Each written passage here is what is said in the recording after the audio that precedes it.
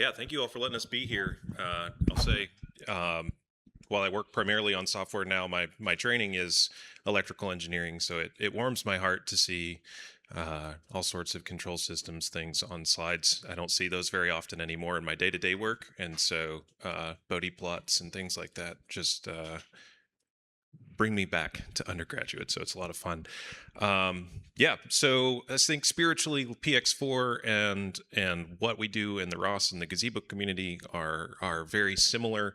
I consider us to be kind of siblings in our approach of how we're tackling robotics challenges and executing in the open source environment. So I really appreciate Jacob's talk. I think I would echo everything that he just said. If you want to learn, if you want to drink from the fire hose, the way to do it is start contributing. That's how I started contributing as an undergraduate, and here I am still working on the same project 15 years later. I think Addisu is probably in a very similar situation. So that's a very great presentation. Thank you for that. So more about us, though. We are from the OSRA, which is the Open Source Robotics Alliance. As Ramon said, we are the project leads for the ROS and the Gazebo project.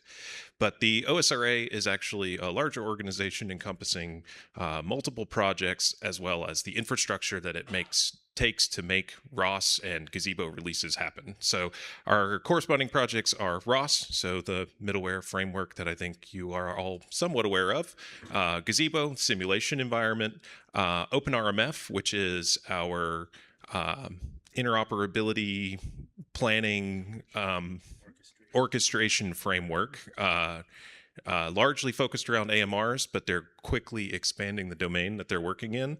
ROS controls, so these are the folks that do the controllers for ground and robotic arms, and as I mentioned, the infrastructure team that makes all of this happen and keeps the lights on. So one thing, we just got finished with ROSCon in Singapore last week, so I saw several of you there. And for those that I did not see, a big thing that the OSRA is kind of tackling right now is figuring out what our strategic priorities are going forwards. So robotics is evolving rapidly. We're seeing a ton of interest. We were saying this 10 or 15 years ago that robotics is in a unique space, and I think it's accelerating even more now. And so we want to think about how we're positioned as open source maintainers to make sure that our projects are taking advantage of this energy and excitement and making sure that we're capitalizing on these new advancements. And so kind of the three tenets of what we're thinking about from an OSRA perspective is embracing AI. So obviously we've seen a lot of interest in reinforcement learning, especially in manipulation. We see things like the Lay Robot, the SO100 arms, where people are doing pixels to torques, right? It's a very exciting and interesting field, and we want to make sure that our projects are positioned for that. While we're doing that, we want to make sure that we're accessible and we're easy to use. So a lot of these modern frameworks, you see things that are like pip install robot, and then your robot works, right? Or pip install drone, and that's kind of the position that's how undergraduates are approaching software now, and we want to make sure that we're meeting those people where they are so that we can continue to have the next generation of people be able to contribute to these open source projects. And then finally, we want to make sure that we're still maintainable and scalable and production ready. We want to make sure that people can build their businesses around the tools that we're building, and they can have confidence that they can continue to ship and make money or finish their PhDs or all of the important things that they do with our projects. So I'm going to give a quick ROS update, and then Taddese is going to talk about Gazebo. So for ROS 1, or for ROS, ROS 1 is end of life. So since the last time that somebody came and talked to this group of people, ROS 1 is officially unsupported by Open Robotics. So the ROS 2 PMC, or the project management committee that works on ROS, is no longer thinking about ROS 1, no longer applying updates. That does not mean you can't go out and maintain it yourself. I think Jacob just made the point that you could maintain your own software, you can maintain your own forks, but that is ultimately like a business engineering decision that's like within your organization to make that decision. We won't be providing like binary packages or security updates for Noetic or any ROS 1 platform going forward. In May of this year, on World Turtle Day, May 23rd, we had the release of Kilted Kaiju. So this is our 11th named ROS 2 release. It will have 18 months of support until November of 2026. And it has a really fun logo. not made by AI. So all of our logos are made by human designers, which is why they're spectacular. A few highlights from Kilted. So I think if you saw Chris's talk maybe 2 years ago, all of these things were coming, and now a lot of them are here. I'm going to go through them very quickly to make sure that Addisu has time to talk as well. But if you have any further questions on any of these things, I'd love to chat with you, and we can dive in deeper on any of them. So a big one is we've gotten RMW Zeno to a Tier 1 RMW, which means it's kind of fully supported, nightly tested, performance testing. And this is kind of an alternative to some of the other RMW implementations that we have. There's a lot of people that are very excited about it. It's written in Rust, so that obviously improves or adds even more excitement, but it has a lot of capabilities that I think would also be relevant to this community. I believe Zeno Pico was merged in PX4 116. Okay, I didn't know the exact version number, so thank you. Yes, so I think it's very exciting. We also have FastTDS version 3, so that has shared memory, has a revamped discovery server that actually addresses some of the issues that people were having with the out-of-the-box experience with the DDS middleware.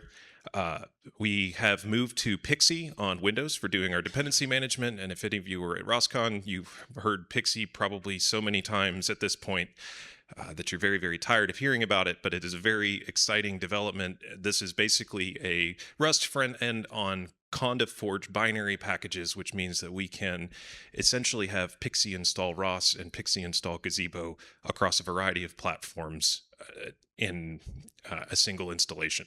So the Pixie guys actually have a video of them going into the Apple Store in the Singapore airport and installing ROS on all of the MacBooks in there, which is pretty funny. We've improved RCL Pi performance. We've improved some of the work around actions. And then another one that's probably interesting for this group is that there's now a simulation standard interfaces. So it's a little bit easier to switch out your simulation environment between, say, IsaacSim and O3DE and Gazebo and run the same simulation in multiple environments. There's still more work to be done there, but we got kind of the initial stages there. So where we're at numbers-wise, we're about 45 million package downloads a month. It's a 10% growth from last year, and we're almost down to single digits of ROS1 package downloads, at least from our binary mirrors. This doesn't account for like Docker containers or people building from source or people using other build systems. This is just our Debian packages. So we like to see the growth. It's very exciting, and we also like to see the ROS1 usage shrinking over time as we sort of expected to happen. So as I talked about kind of connecting to our high-level vision for where our OSRA projects are going, the next release is going to be ROS2 Lyrical. It's coming in May of next year. Some of the things that we're thinking about and working on. And so for the embodied AI, physical AI, we actually have a physical AI working group. And so if any of you are excited about reinforcement learning, that's definitely a place to get connected. We're thinking about hardware abstractions for different accelerators. So basically introducing something like a tensor as a native data type in the ROS framework, more work on the simulation interfaces. When we're thinking about accessibility, we basically want to expand how we're using Pixie to make it easier for undergraduates to get started with ROS and reduce the number of vendor packages and upstream forks that we've been carrying through the years. We have a documentation grant, so the OSRA is actually funding to the tune of $250,000 US this year, and then another grant next year for documentation as well as cargo support in our ROS build farm, so that we have more Rust support. We have some additional Python performance improvements. We actually had somebody come from the aerospace industry and write an events executor for Python, and then we have a follow-up. I don't know which project he's with, but he has a follow-up with an async IO executor, which kind of works a little bit more natively the way you would expect in Python. And then a big one that we're thinking about from the Intrinsic perspective is Basel mod support for ROS. And so it's probably more exciting for the group of people upstairs, but it's very exciting for us as well. So as I said, Lyrical will be our 12th release, May 23rd of next year. It's actually on a weekend, so we'll probably have a good party for that one. It's hard to party on a Wednesday as a grown-up. So it will be a long-term release. It'll be out for 5 years, so 2031. We're targeting tentatively, this is uncommitted at this point, Ubuntu 26.04, RHEL 10, Windows 11, and we're looking for a ROS boss. So that is the person that actually will own and maintain that release for the 5 years that it's out.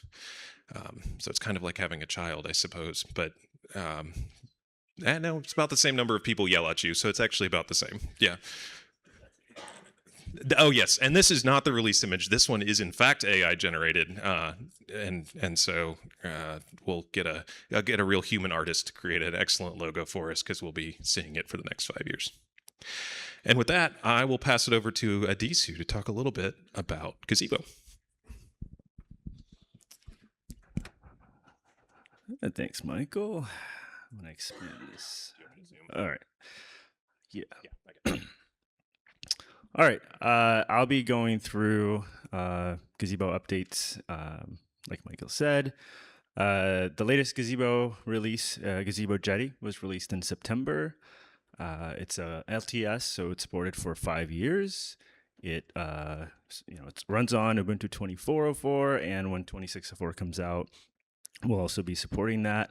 And it's currently paired with rolling, but when Lyrical comes out, it's going to be using that as well. We also have best effort platforms, as you can see here. And as Michael said, Pixie works on all the platforms, and you can get started very quickly. Moving us towards embracing AI, as Michael mentioned this, we have this new standard simulation interfaces for interacting with various simulators. We developed this with collaboration with O3DE and Isaac Sim, and it's been basically messages and services for ROS for spawning, deleting models, and things, etc. It currently runs on rolling, but we're working on backporting it to Kilted and Jazzy for Gazebo. In a similar vein, we're working on improving our reinforcement learning and making it easier. We worked on making the APIs a lot easier to run RL algorithms. This is just a very simple hello world example, so it's not anything fancy, but it helped us to kind of smoothing out the rough edges in our API and kind of get going. So it's a very simple example here. There's more work to do. So, but I invite you to take a look and give us feedback. Shifting gears, we've made things a lot simpler in terms of accessibility. Gazebo now supports calculating moments of inertia automatically. You can specify the mass or density of your objects, and then it will do it for you. And this is actually a big deal. A lot of people, especially new users, kind of don't realize how critical moments of inertia and inertial parameters are for simulation. That's kind of the first thing I look at when I see something misbehaving. And so, having this kind of work out of the box for you is huge. The other thing I look at is mesh, like when you have high polygon meshes, that also causes problems, but I'll talk about that later. In terms of using more modern tools, GZ Transport, or Gazebo's underlying transport mechanism, now uses Zeno. We had one built on top of ZeroMQ, which is a low-level networking library, but now we're moving to Zeno because we get much better out-of-the-box experience while still being highly customizable.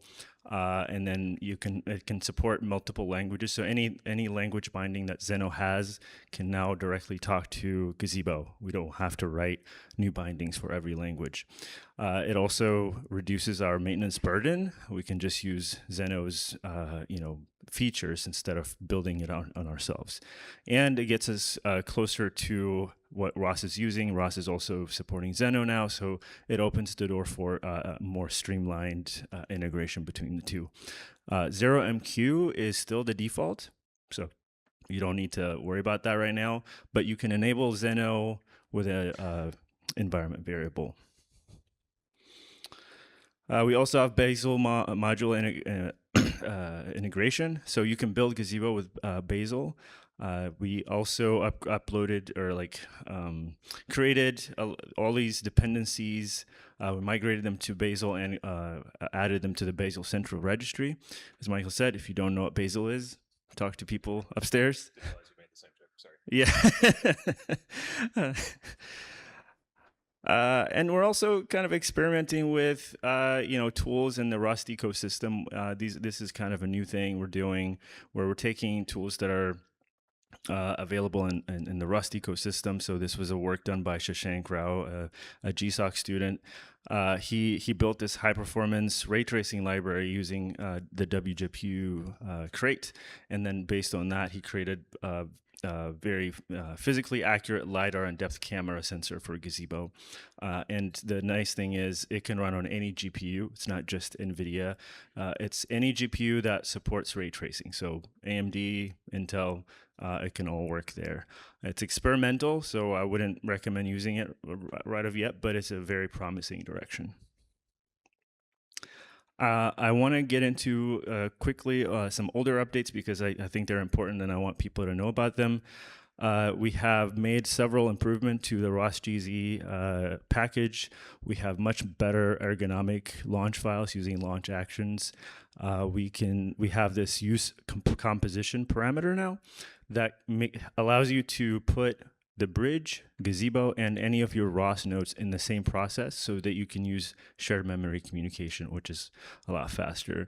Gazebo also has a Python API now, so not just for doing transport communication, but you can actually write your own plugins or systems in Python, which is really nice. And as I mentioned earlier, when you have meshes with lots of polygons, it can be very problematic for your performance, RTF.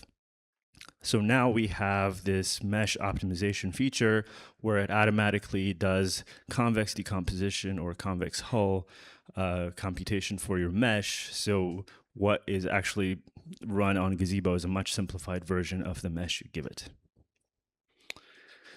Looking forward for the Gazebo Cura roadmap, we had a user survey, and based on that and based on the resources we have, we're committing to doing a deep dive on performance, looking all across the board on where we can improve on the current Gazebo software. We want to also improve the rendering quality. We've gotten feedback that Gazebo doesn't look as good as some of these other simulators, so we want to improve that.